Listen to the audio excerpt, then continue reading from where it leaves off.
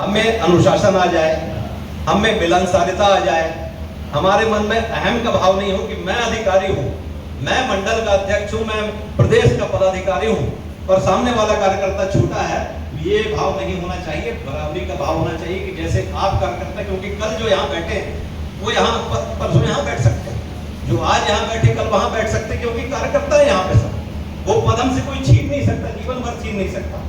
तो हमें अपने आप के अंदर नेतृत्व की क्षमता विकसित करना, जैसा मेरे भाई ने कहा, अच्छा श्रोता होना चाहिए।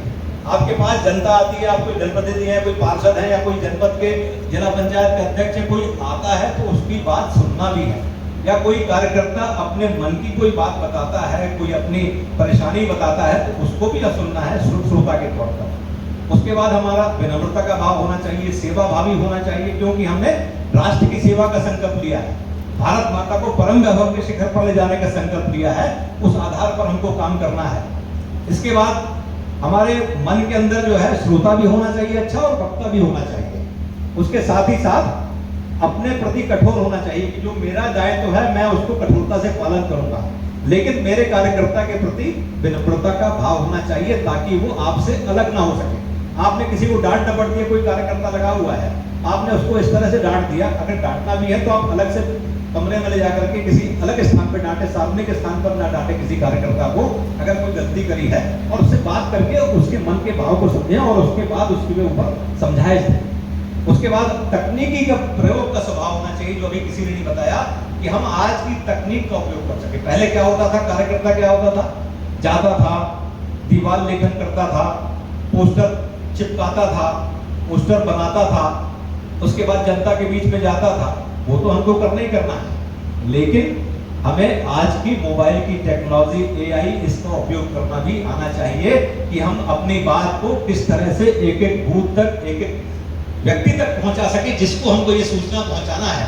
और महापुरुषों की जयंतियां हैं, त्योहार हैं, उन सब चीजों में हमारी शुभकामनाएं लोगों के बीच में जाए, हमारे व्हाट्सएप ग्रुप बने, तो वो भी आज की तकनीक के हिसाब से एआई का कैसे इस्तेमाल कर सकते हैं, किस तरह से अपनी कार्य क्षमता को बढ़ा सकते हैं, वो भी हमको विकसित करना है। इसके बाद प्रशासनिक क्षमता, लोगों ने कहा है, बहुत अच्छी बात है। हमारी प्रशासनिक क्षमता ये होनी चाहिए कि अगर कोई आपके पास समस्या लेके आया तो आपने समस्या सुनी, आपने फोन कर दिया, किसी को हॉस्पिटल में जरूरत है, आपने सीएमओ को फोन कर दिया कि भैया ये मरीज आ रहा है, इसका आयुष्मान कार्ड बना है, इसको लाभ मिलना चाहिए, तो हमारी इतनी क्षमता होना चाहिए कि सीएमओ आपका फोन उठाए, आपके संपर्क ऐसे होना चाहिए, या किसी हमारे नेता का ऐसे संपर्क होना चाहिए जिससे हमारा संपर्क है, ताकि हम उस व्यक्ति को उसका लाभ पहुंचा सके जिसका हकदार है। इसके बाद अहंकार की शून्यता, कि हम किसी भी पद पर पहुंच जाए लेकिन रहेंगे कार्यकर्ता, जैसे मोदी जी ने कहा था, और हम भी ये चीज को मानते हैं कि चाहे मैं कितने भी बड़े ऊंचे पद पर पहुंच जाऊं, लेकिन मूल मेरा कार्यकर्ता का है। कार्यकर्ता का भाव कभी समाप्त नहीं होना चाहिए। अपने संवाद की शैली, आप कार्यकर्ता अच्छे तब बनेंगे जब आपकी संवाद की शैली अच्छी होगी। आपको कोई काम दिया, मान लीजिए जिलाध्यक्ष जी ने, और उसको करवाना है, तो पहले तो आपको काम समझना पड़ेगा अपना कि काम क्या है, और उसके बाद आपकी टीम है जो पूरी नीचे काम करने वाली, उसको भी आप स्पष्टता के साथ समझा सकें कि भाई ये आपको इसको इस तरीके से काम को करना है, ये हमको परिणाम चाहिए। तो आप तभी कर पाएंगे जब आप भी सही ढंग से संवाद कर पाएंगे। आप ही उनसे सही चीज कम्युनिकेट नहीं करेंगे तो काम भी सही नहीं होगा बूथ पर जाकर के। इसके अलावा जो है धैर्य, आप लोगों ने कहा, बहुत अच्छी बात है। सकारात्मकता होना चाहिए, हमेशा पॉजिटिविटी के साथ काम करना है। कहीं कोई चीज अगर निराशाजनक हो भी गई तो उसमें भी हम क्या अच्छाई ढूंढें, किस तरह से उसको पॉजिटिव कर सके चीजों को, इस पर चिंतन और विचार करना चाहिए। इसके साथ साथ पर निंदा से हमको बचना चाहिए, और स्वयं की स्तुति जो होती है तो आदमी के स्वार्थ से होती है। अगर मुंह पर कोई प्रशंसा कर रहा है तो कहीं ना कहीं उसका स्वार्थ होगा, तभी आपकी वाहवाही मुंह पे कर रहा है। सही भी हो सकती है, गलत भी हो सकती है, लेकिन हमारा मानव स्वभाव है, हमको अच्छा लगता है क्योंकि हमारी तारीफ करे, लेकिन हमारी उसकी आदत नहीं होना चाहिए कि भाई वो अगर तारीफ कर रहा है तो उसका क्या हेतु है और कितनी प्रामाणिकता उसमें है, उस पर विचार हम करें, लेकिन हम भी किसी की निंदा नहीं करें। आप अगर एक मंडल के अध्यक्ष हैं, दूसरे मंडल की आलोचना करते हैं तो उसका प्रभाव कार्यकर्ताओं के ऊपर गलत पड़ता है। हम जिस भी दायित्व में हैं परनिंदा से बचे, और अगर कोई बात किसी की गलत है तो 1 to 1 बात करें। अगर मुझे लगता है कि मेरा फला व्यक्ति से मतभेद है किसी बात को लेकर के, हम बैठ के चर्चा कर सकते हैं, बातचीत कर सकते हैं कि नहीं मेरा इस बारे में ये सोचना है, आपका इस बारे में क्या सोचना है, हम दोनों उसके बाद मंथन करके कोई निर्णय निकालेंगे तो सबके लिए स्वीकार्य होगा। ये हमारी पद्धति का, काम करने की पद्धति का हिस्सा होना चाहिए। और जो टीम वर्क अगर होता है तो कहीं असफलता है तो आप अपने ऊपर लीजिए, और सफलता है तो उसका श्रेय अपने कार्यकर्ता को, टीम को भी देना चाहिए। क्यों? क्योंकि अगली बार भी जब आप कोई दायित्व लेंगे और अपनी टीम को काम बांटेंगे तो उसका मनोबल ऊंचा रहेगा कि आप हर चीज की जिम्मेदारी लेते हैं और साथ में उनका सम्मान भी करते हैं जो समय से काम पूरा करते हैं। ये परस्पर चलने वाली प्रक्रिया है। तो ऐसे तमाम गुण हैं कार्यकर्ता के जो आपके अंदर छुपे हुए हैं, और उनको प्रकटीकरण करना, उनको संगठन के लिए उपयोग करना, संगठन के लिए साथ में आगे बढ़ना, ये हम सब की जिम्मेदारी होती है कि हम किस तरीके से उस काम को कर सकें। अब आता है कार्यकर्ताओं का संभाल कैसे करें। क्यों? क्योंकि कोई भाजपा ऐसा संगठन है जो 365 दिन काम करता है। अटल जी ने एक बार संसद में कहा था, आप सब जानते हैं कि भाजपा जो है वो कुकुरमुत्तों की तरह चुनाव के समय उगने वाली पार्टी नहीं। ये पार्टी 365 दिन काम करती है, और यहाँ पर जो कार्यकर्ता है वो राष्ट्र की सेवा के लिए, भारत माता को परम गौरव के शिखर पर ले जाने के लिए अनवरत काम करता रहता है। तो हम उस पार्टी के कार्यकर्ता हैं, तो हमारे लिए काम भी आएगा और काम को करवाना भी हमको पड़ेगा, और ये हमारे जीवन की दिनचर्या का हिस्सा है कि हम प्रतिदिन 2 से 3 घंटे कम से कम एवरेज पार्टी को दें। और कई बार बड़े पद पर जाने पर हमें ज्यादा जिम्मेदारी का निर्वहन करना पड़ता है, क्योंकि कोई पद यहाँ पर पद नहीं है, यहाँ दायित्व है पद। और हम दायित्व, अगर हम अध्यक्ष हैं तो हमारा दायित्व है कि हम पूरे संगठन के एक पालक बन करके पूरे उमरिया जिले में काम करते हैं। हर कार्यकर्ता की चिंता करते हैं, उसका संभाल करना हमारी जिम्मेदारी होती है। तो कार्यकर्ताओं के साथ हमारा मैत्रीपूर्वक व्यवहार होना चाहिए, मित्रवत व्यवहार होना चाहिए। कोई ऑफिस के कर्मचारी का व्यवहार नहीं होना चाहिए कि वो हमारा वर्कर है, मैं अध्यक्ष हो गया तो दूसरा कोई छोटा कार्यकर्ता हो गया, तो ऐसा भाव नहीं होना चाहिए। अगर बूथ का कार्यकर्ता भी है तो वो भी महत्वपूर्ण है, और अगर कोई हमारे बराबर का कोई कार्यकर्ता है तो भी महत्वपूर्ण है। तो हमारा जो है उससे स्नेहपूर्ण व्यवहार होना चाहिए। उसके बाद वरिष्ठ कार्यकर्ताओं को आगे बढ़ करके कार्यकर्ताओं से संवाद करना चाहिए, उनसे पूछना चाहिए, समझना चाहिए, उनको अपनी बात कहने का मौका देना चाहिए, ताकि वो अपने आप को एक्सप्रेस कर सकें, व्यक्त कर सकें, और उनकी क्षमताओं का आप उपयोग कर सकते हैं व्यवस्थित रूप से।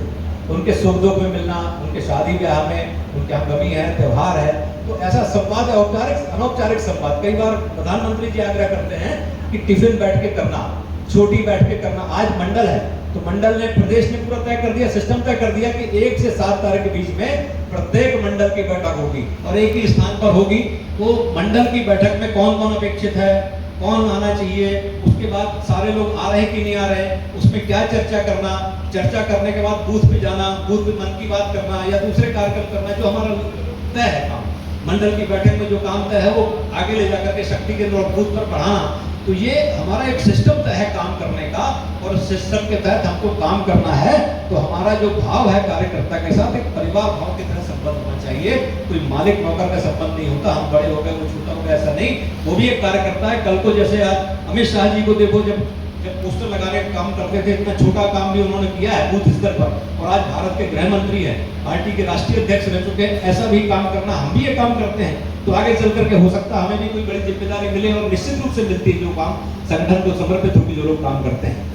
और उसके बाद गुण और प्रतिभा के आधार पर काम करना, ये बड़ी महत्वपूर्ण बात है। व्यवहारिक रूप से आपसे कह रहा हूँ, जब मैं अध्यक्ष बन जाता हूँ तो मुझे लगता है ये मेरा बहुत प्रिय व्यक्ति है, मैं इसको जिम्मेदारी देता हूँ, लेकिन मैं उसकी क्षमताओं का सही आकलन ना करते हुए उसको उसकी क्षमता से बड़ा पद दे देता हूँ। अगर आपने क्षमता से बड़ा पद दे दिया तो आप 2 नुकसान करते हो। एक तो योग्य कार्यकर्ता का अवसर आप ले रहे हो जो कि उस काम के लिए योग्य है, और जो आपका बहुत प्रिय है, आपका करीबी है, उसको आपने उसकी क्षमता से ज्यादा काम दे दिया, और कल तो वो काम नहीं कर पाया तो वो फेल हो जाएगा, आगे नहीं बढ़ पाएगा। हमें पता है कि इस व्यक्ति की ये क्षमता है, तो हम उसको उतना ही काम दें जितना वो योग्यता से कर सके, ताकि एक काम को जब पूरा करेगा उसका आत्मविश्वास बढ़ेगा तो हम उसको और बड़ी जिम्मेदारी देंगे। कई बार हम प्रिय व्यक्ति को बड़ी जिम्मेदारी दे देते हैं कि नहीं, मैंने अपने आदमी को यहाँ बनवा दिया, बैठलवा दिया, अच्छा किया बैठलवा दिया, लेकिन उससे क्या हुआ, एक योग्य कार्यकर्ता जो उस पद के लायक था उसका अवसर समाप्त हुआ, और उस व्यक्ति को हमने जिम्मेदारी दे दी, तो जो आगे बढ़ सकता था, जिसके ऊपर आपका स्नेह विशेष रूप से है और वो आगे बढ़ सकता था, तो आपने उसको ज्यादा बोझा दे दिया, वो बोझा उठा नहीं पाया और कल को फेल साबित हो गया। तो आपने उसका भी नुकसान किया और एक योग्य कार्यकर्ता का भी नुकसान किया। तो व्यक्तियों का चयन जो होना चाहिए कार्यकर्ताओं के संभाल में, हम धीरे धीरे जितनी क्षमता है उतना काम दे करके कार्यकर्ता को गढ़ने का काम करें, निरंतर आगे बढ़ाने का काम करें, ये हमारे काम का एक हिस्सा होना चाहिए। कार्यकर्ता की संभाल तभी होगी जब हम उसकी क्षमता देखेंगे, उसके आधार पर उसको काम देंगे और वो काम सफलतापूर्वक करेगा, उसका आत्मविश्वास बढ़ेगा, वो निरंतर आगे चल के काम करेगा। ये हमारे काम करने की पद्धति होना चाहिए।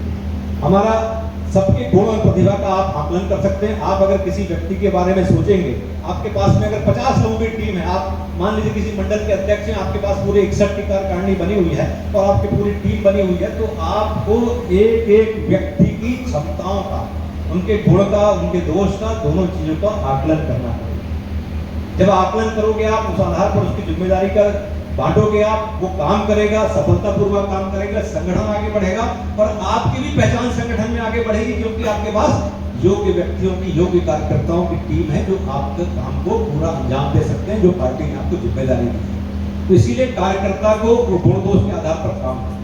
हमारी जो बहनें हैं, आजकल 33% आरक्षण की बात है, बराबर का दर्जा महिलाओं को मध्य प्रदेश में पहले ही मिला हुआ है, लेकिन आज देश में लोकसभा, विधानसभा में भी बहनों को 33% आरक्षण मिलना और हमारे समाज का 50% हिस्सा है, तो उनको भी बराबर से आगे बढ़ने का मौका देना, बहनों को भी आगे बढ़ने का मौका देना, उनकी क्षमताओं के हिसाब से उनकी सुरक्षा का ध्यान रखते हुए उनको धीरे धीरे दायित्व देना, दायित्व देकर के उनको आगे बढ़ाना, ताकि वो समाज में आगे चल करके नेतृत्व कर सके।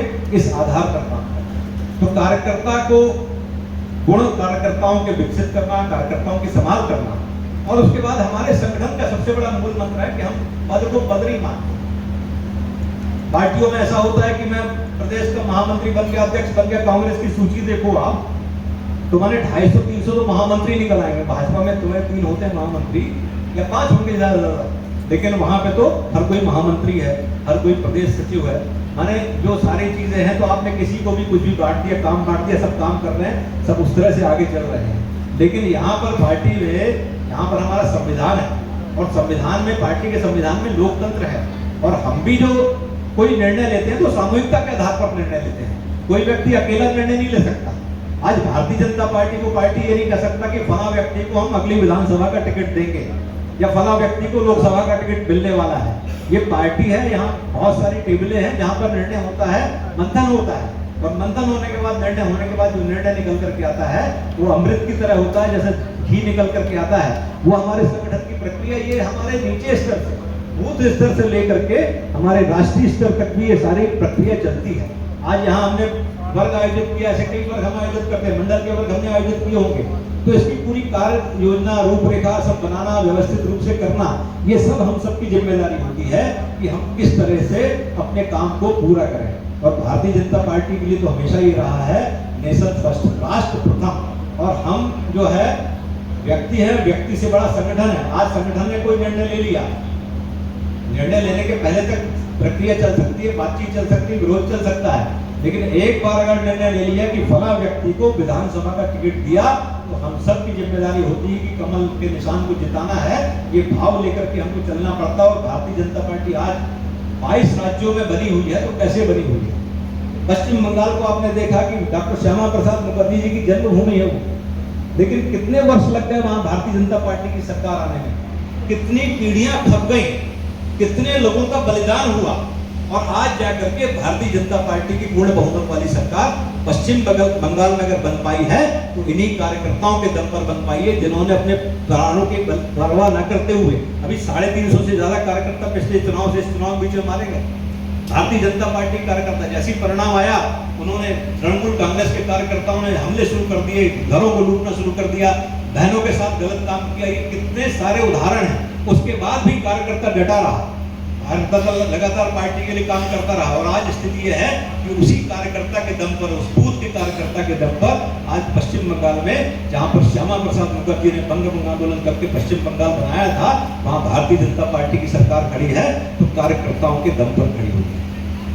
आज मुझे जो जिम्मेदारी मिली है, मुझे उसके अनुसार कार्य करना है। जैसे कार्यकर्ता का भाव होता है कि मुझे आज ये जिम्मेदारी मिली है, प्रदेश कार्य समिति की जिम्मेदारी मिली है, तो मेरी जिम्मेदारी है कि मैं प्रवास करूं, प्रवास करके पार्टी ने जिस जिले का प्रभार दिया उस जिले में जाकर के काम करूं, वहां के मंडलों की बैठक में जाऊं, वहां के जिले की बैठक में जाऊं, वहां के बूथ की बैठकों में जाऊं, वहां के कार्यकर्ताओं से मिलूं, उनकी बातों को समझूं और आगे बढ़ाऊं। आज कोर कमेटी बनी है हर जिले में, तो कोर कमेटी निर्णय करती, जो टॉप लेवल की कमेटी है वो जिले के बारे में निर्णय करती है, तो एक सामूहिकता के आधार पर निर्णय करती है, और उस पर निरंतर हम आगे बढ़ने का प्रयास करते हैं। हमें अपने कार्य क्षेत्रों के विस्तार की योजना हमको बनाना चाहिए कि हम अपने पार्टी का कैसे विस्तार कर सकते हैं। आज हम काम लगातार करते हैं, लेकिन फिर भी कांग्रेस को कुछ ना कुछ वोट मिल जाता है। मध्य प्रदेश में 50% से ज्यादा वोट भाजपा को मिलते हैं, लेकिन आपने ये देखा कि हम भी उसके बाद भी कांग्रेस कुछ नहीं करती तो भी उसको वोट मिलते हैं। तो हमारे कार्य क्षेत्र के विस्तार में कहीं ना कहीं कमी है, उसको हमको पूरा करना है। और विपरीत परिस्थितियों में कार्यकर्ता कभी निराश ना हो, हताश ना हो, और फिर आगे बढ़कर के काम करने का संकल्प लेके चले। और सबसे बड़ी बात जो कार्यकर्ता की होती है, अपने जीवन का प्रबंधन करना। हम कब उठ रहे हैं, कब हम भोजन कर रहे हैं, कब हम जा रहे हैं, कब मिल रहे हैं, और हम अपने कार्य का पूरा आकलन करके अपना जो दिनचर्या है अगर हमारी व्यवस्थित है, हमको ये पता है कि पार्टी के लिए हमको इतना समय देना है, तो आप निश्चित रूप से दोगे। क्योंकि अगर आपकी दिनचर्या व्यवस्थित है तो आप इस काम को कर पाओगे। और देश की राजनीतिक परिस्थितियों की, समाज की सारी जानकारी हम सबको होना चाहिए, ताकि हम उन सूचनाओं के आधार पर कोई निर्णय ले सकें, पार्टी का काम कर सकें। आज इस अवसर पर चूंकि समय कम है, लेकिन ये कार्यकर्ता का जो भाव है ये बहुत महत्वपूर्ण है, क्योंकि आज भारतीय जनता पार्टी खड़ी है तो इन तमाम मनुष्यों के दम पर खड़ी, जिन्होंने पीढ़ियों को तबाह कर दिया, जिन्होंने राष्ट्र के लिए 370 के लिए पीढ़ियां समाप्त कर दी। कितने कार्यकर्ता लोगों ने बलिदान दिया, राम मंदिर के लिए कितने लोगों ने बलिदान दिया। जब कार्यकर्ताओं ने बलिदान दिया तब जाकर के ये हमको मूर्त रूप में देखने मिला प्रधानमंत्री मोदी जी के नेतृत्व में। तो आज इस अवसर पर मैं आप सबको शुभकामनाएं देते हुए अपनी वाणी को विराम देता हूं कि हम पार्टी ने जो हमको जिम्मेदारी दी है हमको व्यवस्थित रूप से करेंगे। और आज प्रशिक्षण सत्र में हम सबको यहाँ 2 दिन के बाद जब जाएंगे तो उन बातों को अपने व्यवहार में उतार करके हम आगे बढ़ेंगे, पार्टी को मजबूत करेंगे। इस भावना के साथ मैं सबको शुभकामनाएं अपनी वाणी को विराम देता हूँ। धन्यवाद। वंदे मातरम। बोलिए भारत माता की।